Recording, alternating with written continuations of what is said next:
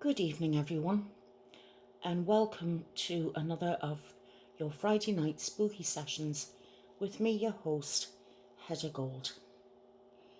I want to thank everyone who sent me some lovely messages when I felt a bit off colour the other day. I'm not quite sure what it was that was wrong. I was just feeling basically run down and putting it down to the cold weather and the time of year.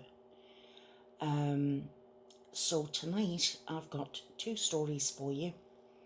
I've actually got your vampire story tonight for a change. We've never had a vampire story before, and this one's based on fact. And then I've got another story for you, which is going to sort of set the theme on the run up to Christmas. And this is a factual story, some background to the story of Krampus. So when I did say it was, on the run up to Christmas, Krampus is this sort of anti-Santa Claus, the dark side of Santa Claus. So, as we know him, based on Germanic, Austrian, German folklore. So we're going to have both of those tonight. Next week I have a much longer fictional story based on the Krampus. So that's going to be taken care of next Friday. Then, so that you know, I'm going to be reading some folk tales based on UK pantomimes. So in no particular order, I'll be reading Sleeping Beauty and possibly Jack and the Beanstalk, and then I'm going to be reading The Grinch, and I'm hoping to read that on the Wednesday of our week together before the Christmas holidays start for real.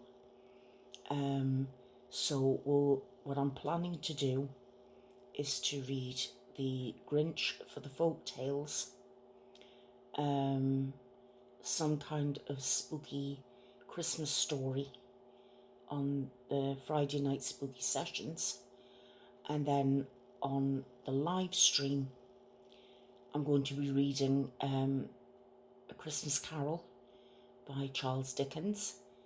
I need to let you know that I've timed A Christmas Carol, and it's written in 5 staves, which is sort of like 5 mini chapters, and altogether it should take about 2 3/4 hours to read that story. So it's going to be a long live stream, so I'm just letting you know in plenty of good time. So if you want to hear that story, then, and if you want to hear it live, then please come with a drink and a snack and a chance to put your feet up, because it's going to be a long one. So without further ado, I want to thank everyone for being here, and I want to thank everybody for watching, no matter where in the world you are.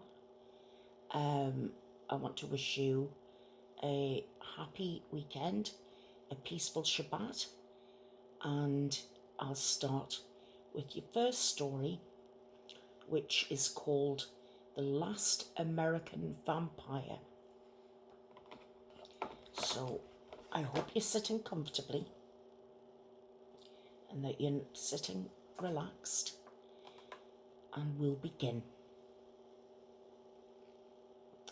The Last American Vampire, the grisly vampire hysteria that gripped a New England town in 1892 sounds like a Halloween legend, but it is the true tale of the macabre.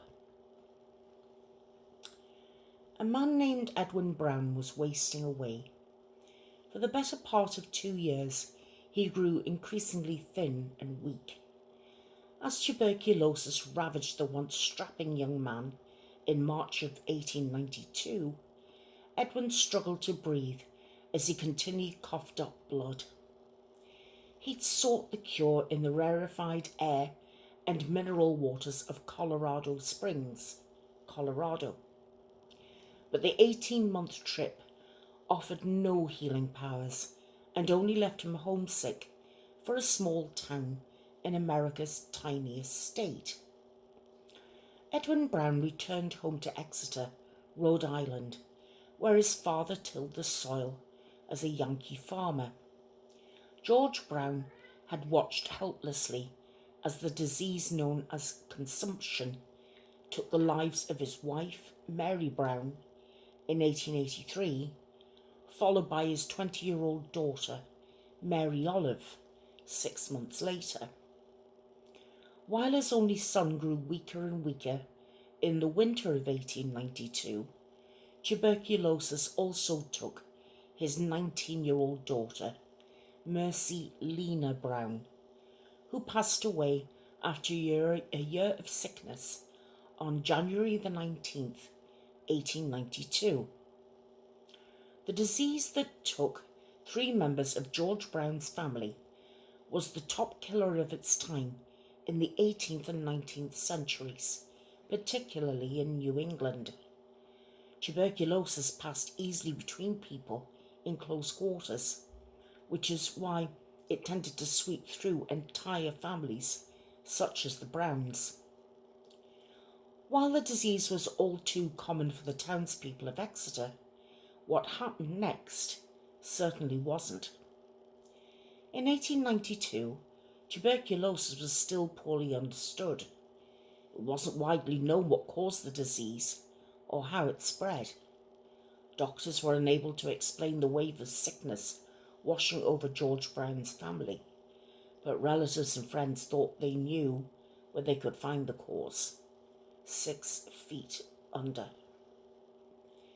With medical science failing to help Edwin Brown, distraught Exeter residents turned to superstition and the supernatural in a desperate attempt to save his life.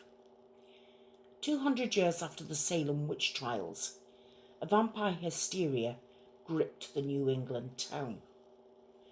A group of Exeter residents believed that Edwin's mother or one of his sisters may be undead, caught between heaven and hell, and sucking the life out of him from beyond the grave, which meant the cure could rest with their bodies. With the extremely reluctant blessing of George Brown, who at first discounted the vampire theory, his relatives and neighbours visited the Brown family plot in the town's Chestnut Hill Cemetery on March the 17th, 1892. In the small graveyard behind the town's Baptist church, they exhumed the bodies of Mary Brown and Mary Olive Brown. They opened the caskets and, as would be expected, found only their bones inside. The townspeople then turned their attention to the casket of Mercy Lena Brown, who died 8 weeks earlier. Accounts differ as to whether Mercy's body had already been buried or if it had rested in a crypt until the ground could thaw and undertakers could dig a grave. However, when the lid was lifted off Mercy's coffin, her body was found on her side. Her face appeared flush, and there was blood in her heart and in her veins. Dr. Harold Metcalf, who'd raised the objection to the entire affair, assured everyone that the lack of decomposition of Mercy's body was perfectly consistent with the fact that she'd been dead for less than 2 months. Knowing that medicine had done nothing to save the Browns, the people of Exeter ignored the doctor's proclamations and took the presence of fresh blood in Mercy's heart as a sign that she was undead. They gathered firewood and kindled a bonfire on a pile of nearby rocks. Then they cut out Mercy's heart and lungs and cremated them on the pyre. They returned to Edwin Brown's house with the ashes of his dead sister's heart and mixed them with water. Edwin consumed the concoction, but the tuberculosis continued to consume him. He died 2 months later, on May 2nd, 1892. Well, this is not the first time that the folk remedy of burning the organs of the dead and mixing the ashes into an elixir for the sick had been tried in Rhode Island, even in Exeter. In 1799, the townspeople exhumed the body of Sarah Tillinghast, suspecting her of being a vampire. Author Diana Ross McCain reports that there were 18 documented instances of the exhumation of family members in suspected vampire cases throughout New England in the 18th and 19th century, but the case of Mercy Lena Brown would be the last. After digging up Mercy Lena Brown, the townspeople buried her heartless body into the ground of Chestnut Hill Cemetery, where under a weathered tombstone she now rests in peace.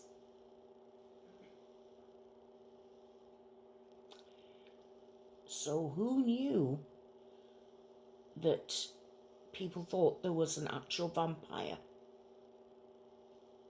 in Rhode Island? Did any of our American Havenists know this? Have you heard the story of Edwin Brown and his sister, the supposed undead? Because I certainly didn't know it. But that's vampires for you, I suppose. You'll have to excuse me, I'm particularly thirsty tonight. Not bloodthirsty, which I thought was quite cute considering we've just talked about vampires.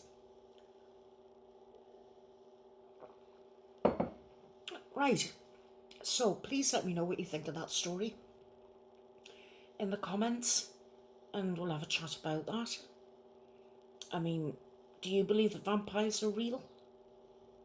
I don't. I know there are people around who say they're vampires, but I don't believe in people living forever after drinking blood. No, it doesn't work for me. But each to their own. If there are some people who believe it's true, then that's fine. You can believe what you like, as long as you don't try and come and suck my blood. That's all I can say to you. Right, I'm now going on to your second story tonight. And this is called The Dark Side of Christmas, the Krampus. And this is a story told by a guy called, let me see if I can remember his name. He's called Ben, oh dear me, it'll come to me.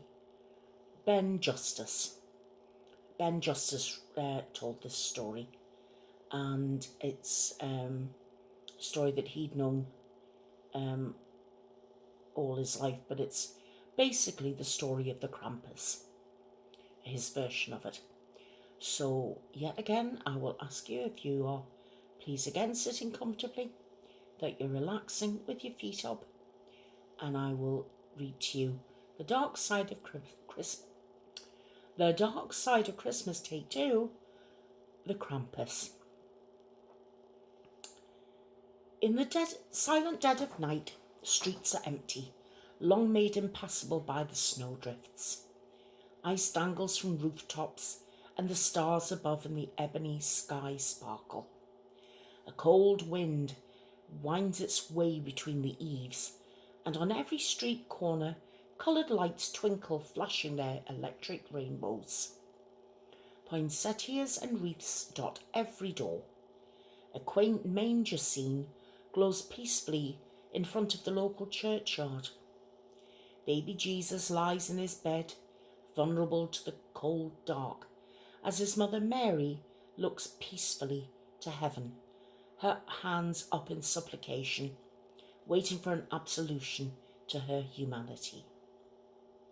The faint sound of Christmas music is heard drifting out of the warmly lit house, when from windows you see families laugh, celebrating the one time of the year that everyone gets to be together.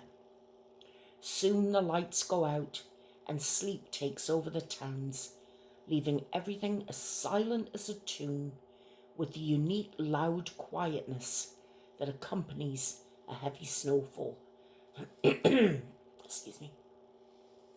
Children who still believe lie beneath their thick comforters in their beds, waiting to hear the sound of hooves on their rooftops and the jingle of sleigh bells.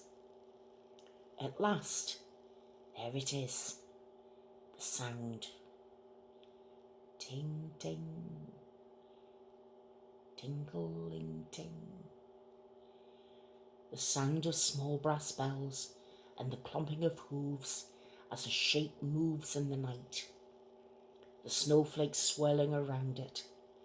Stepping into the night, it reveals a visage that is not a jolly rotund man with rosy cheeks.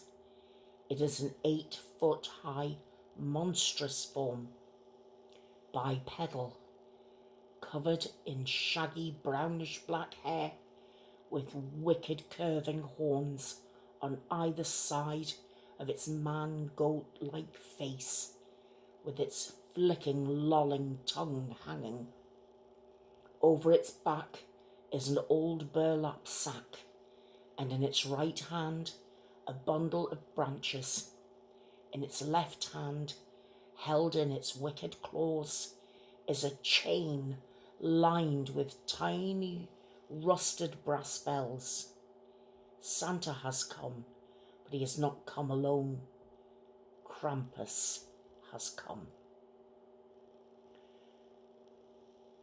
Well, Ben goes on to say and talk about his experience of talking about Krampus with his partner, Anthony. He said, "Today my partner and I began to unpack the decorations for Christmas that his mum had gifted us with. We had just moved into a new townhouse in Kingsport, Tennessee, and he was feeling festive. While we yet don't have much living room furniture, we did enjoy putting the tree up. It's a small tree, maybe 4 feet high at the most, covered in icy stars and rainbow lights. Little coloured balls dangle from its branches. It was a fun yet bittersweet moment for us both. For him, his ex would never decorate with him, and for me, I was dreading the holidays because I'd not long ago went through a very painful and emotionally destructive breakup which tore my friends and family apart.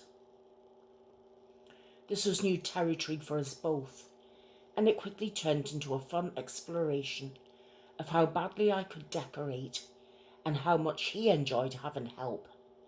It seemed to make us both happy, which for me is something hard to come by at times. As we began to make a lighted Christmas table, lined with nutcrackers, Santas, and even a baby rabbit, the music in the background suddenly came into focus. It was the smooth baritone of Andy Williams. And he's singing, I'm sorry, I don't know the tune. There'll be parties for hosting, marshmallows for toasting, and caroling out in the snow. There'll be scary ghost stories and talks of the glories of the Christmases long, long ago. Ghost stories? Ben asked as he handed me a little figure from the bag of Christmas decorations. I took it from him and grinned. Yeah, you've never heard of telling ghost stories at Christmas time? I sat the little figure, a blue Santa, down among the white soft lights and a golden garland. Never heard of any. I didn't think that Christmas was, ghost time. I looked at him and asked, have you ever heard of Krampus? No, he replied, looking intrigued. Good, let me tell you, I said with a small grin. And that is where we are.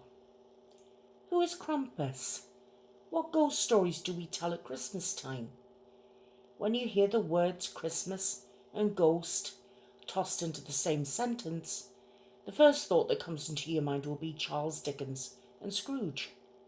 In fact, Christmas time, or the time that we in North America have come to associate with Christmas, is ripe with ghosts, monsters and spook stories.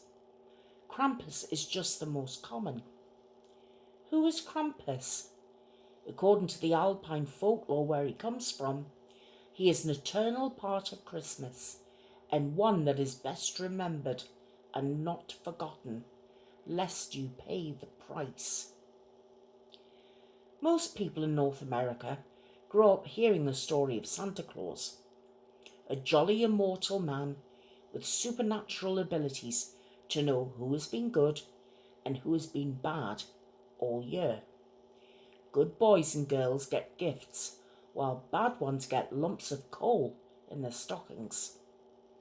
He is often seen as a rotund, red-cheeked, white-bearded man dressed in red robes, tipped with white fur and sparkling blue eyes. His mischievous smile has dotted every Coca-Cola ad for over 60 years. In the Alpine Germanic tales, Claus appears as Nicholas, a Christian saint dressed in the robes of a bishop. The real story of Santa, however, is far too complicated to get into here, but it's the company he keeps that is of interest. Santa didn't travel alone, nor did he punish the bad children. That job went to his partner, Krampus. Krampus predates the notion of Santa Claus, Saint Nicholas, by thousands of years, rooted deep into Germanic paganism. Everything about the image of Krampus, the goat-man creature that towers over most men with his twisted horns, lolling tongue, and hooved feet, is tied to early Christianity and more deeply to pagan imagery. His birch sticks in his right hand are called ruten, which serve as a phallic symbol, as well as to recall initiation rites of certain covens of magic, symbolizing a false death and rebirth. At times, the switches are replaced with a whip.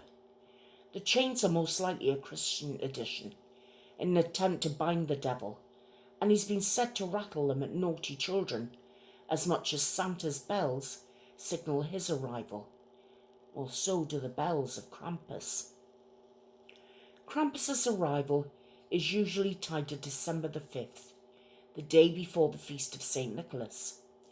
It is said that this is when Krampus appears and stalks the streets and roads, seeking out the bad children, and in some versions, bad people in general. He would swat them with his switches and, of course, make use of that ragged old sack, in some versions a wash tub, to kidnap the bad children and take them away, either to be eaten or worse, taken to the underworld as punishments for their misdeeds. Krampus and St. Nicholas were often inseparable. Christmas cards dating back to the 1800s show the pair, and Krampus was a regular part of Christmas, just as much as Santa is today. The image of Krampus in Europe was so prevalent that in 1934, after the Austrian Civil War, the traditions associated with Krampus and Krampus law were legally outlawed by the Dollfuss regime, and the Christian Socialist Party. This continued even until the 1950s, during which time pamphlets passed out spouting the evils of Krampus, and it wasn't until the end of the 20th century that the laws were changed and resurgence of interest in and respect for the Krampus traditions began to burn again. The Krampuslauf is now an annual parade where participants dressed in elaborate homemade costumes of Krampus, they run down the streets, rattling their chains, swishing their switches, often fueled by alcohol. It's often customary to give these Krampuses with schnapps of some kind, and though it's meant to be in good fun, there are times when the run-ins have got pretty rowdy, as since in the legend, Krampus beats naughty children. The participants dressed as Krampus often do the same to the attendees of the parties and runs. Krampus is alive once again and doing well, judging by seeing his face on greetings cards, toys, candy bins, and even cute versions of him for kids. Krampus himself was not ever supposed to be evil, but rather a creature assigned to do the duty required of him by the much more remembered Santa Claus. But still, one would be best not to get on Krampus's bad side and behave for goodness sake. What is even more terrifying is that Krampus is hardly alone in his duties to punish the wicked come Christmas time. There is the legend of Frau Perchta, another Germanic wild spirit that appears during the holidays to punish bad boys and girls during the 12 days of Christmas by tearing out their insides and replacing them with garbage. Then comes the Icelandic Jólakaturin,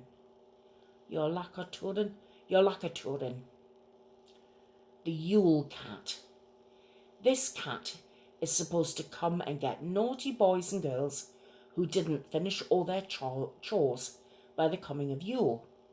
Those who finish their chores are gifted with new clothes, while those that do not are given nothing, and the Yule cat will come in the night, scratching at the door and coming up from under the icy floors to eat those who receive nothing for being lazy. From France comes Hans Trapp, a man who is said to actually exist at one point in history. Trapp was a horrid human being, a crazy Satan worshipper who butchered and killed children until he was struck by lightning, and is now forced forever to visit children at Christmas, dressed as a scarecrow to remind them to be good, or else. There are many more spirits and creatures said to come out at Christmas, both to reward and to punish, but my favourite besides Krampus is the werewolf. Rising from the depths of Romania's pagan past is the man-beast that takes the form of a wolf, a curse that never ends, haunting the poor damned soul every full moon, but Christmas time especially. In Romania and Moldova, a 40-day feast is held. Carols are sung by travelling children and special foods are presented.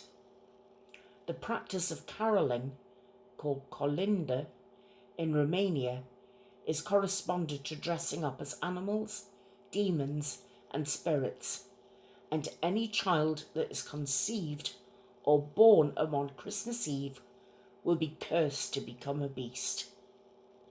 Oh dear. The carolers serve to remind those who would not abstain from sexual activity on Christmas Eve that there is a price to be paid in blood for those who break the rules of Christmas. So, don't do naughty things on Christmas Eve. Do these monsters really exist? Of course they do. In our stories, the same as Santa does in our minds and myths, and that doesn't make them any less real. What it does do, this knowledge you now have, just in time for Christmas, is to remind you that our holidays are often so commercialised and watered down that we often forget the true legends and the folklore that inspired them to become the staples of our culture today. Did you hear that? Yes, that sound like hooves on the rooftop and bells. Where you used to think that jolly old St. Nicholas coming down your chimney, just remember, he's not coming down alone. Happy holidays, everyone.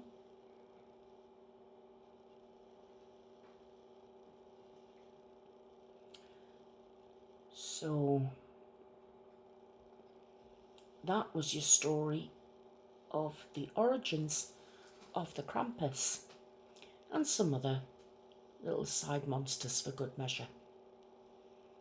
I'm basically just trying to get you on the road to having a spooky Christmas spirit, I suppose.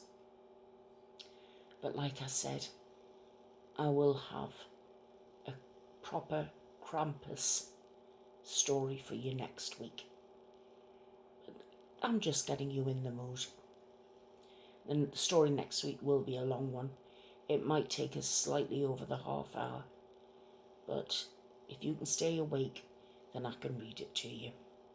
And even if you can't stay awake, you can always watch it later on. Well, I do hope you enjoyed tonight's stories. I enjoyed reading them to you. I really did. I love reading out loud. And judging by the feedback that I get, you enjoy listening to them just as much. I do hope all of you have a wonderful weekend ahead. I hope wherever you are, it's not too cold. If you do have to go out, please stay well wrapped up and stay safe. If the weather is bad in your area, don't go out if you don't have to. You know, stay in the best place, inside, in the warm. And I'm sure there's plenty of spooky stories to watch on YouTube if you're not quite into the Christmas spirit yet. I want to thank every one of you for being here. And thank you very, very much for watching. I do hope you enjoyed the stories. And I will be back with you very, very soon. Hopefully on Monday. I'll try and get back into some kind of... I'm trying to remember what the word is now. Routine. That's the word I was looking for. I'll try and get back into some kind of routine for you. But in the meantime, like I said, I hope you all have a wonderful weekend. Wherever you are in the world, stay safe and warm. I will see you all again very, very soon. Thank you very much for watching. And I will be with you before you can even blink. Unless, of course, you're having many, many blinks. Then I will be with you again in several thousand blinks. You can tell it's been a long week, can't you? Okay. I love you all. Take care. Good night.